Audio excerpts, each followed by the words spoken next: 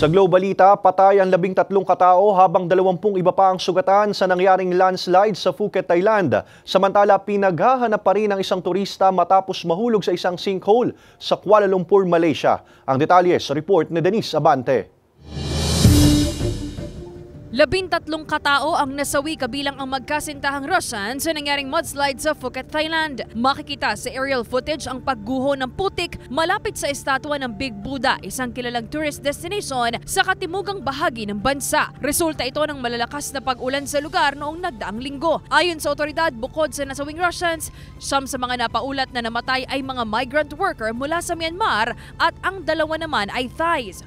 Nasa 20 katao naman ang sugatan at mahigit 200 pamilya ang apektado sa nangyaring trahedya.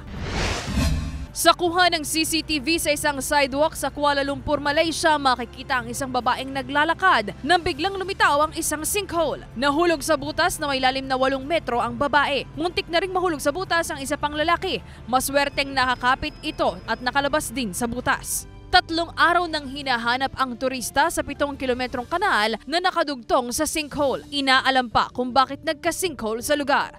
Denise Abante, Balitang Southern Tagalog.